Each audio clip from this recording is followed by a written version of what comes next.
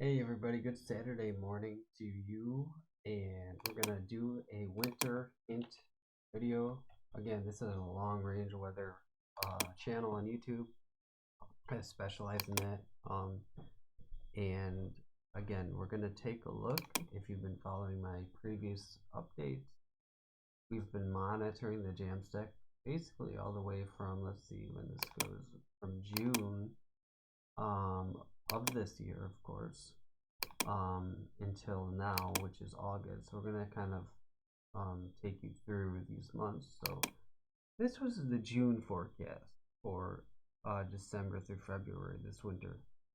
The temperatures, that is, it's very warm, especially warm in the northern plains in the west, but even in the east and the south. So very warm look.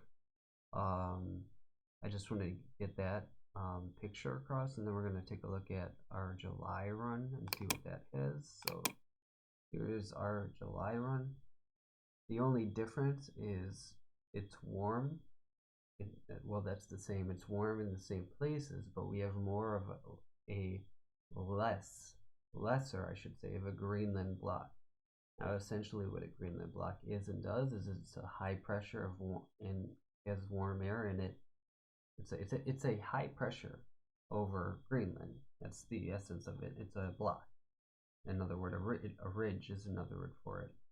We do not have a ridge in this, so this is suggesting an even worse look for winter because, one, we have the warm air already settled in place in the USA, and two, we don't have a block. And you need a block to get cold air to the USA, typically. Now there's like 20 other factors that go into this, but I'm not getting into those. I'm getting into the biggest one right now. And we're going to focus on the Greenland block in this update. So again, this is not a good look, but let's see if there is a turnaround period for August. See what happens here. In August, okay, this looks better. Why?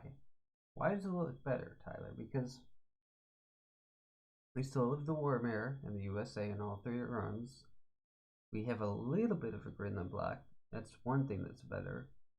But the big thing is we have cold air finally making its way into central Canada in this forecast. So that's essentially, to me, what's the model saying to me is it's catching onto some cold air coming into the central part of Canada. And when you get central Canada cooled off, and the models start catching on to that, and they kind of amplify that, it's game on for cold air to dive deeper south into the USA. You always want to look for the breaks in the warm, and this looks like some cold developing in central and northern Canada. So there's a hint there.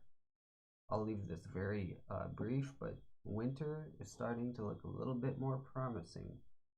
Also, keep in mind, if you don't have nearly enough hope yet for a cold and snowy winter, from this video, that last winter, that is, of last year, our December and our January were forecasted very warm by the CFSV2 model, and they turned out to be almost nearly opposite on the cold spectrum side of things. So it was very fun to see and fun to watch. It's kind of magical to see the models get flipped like that.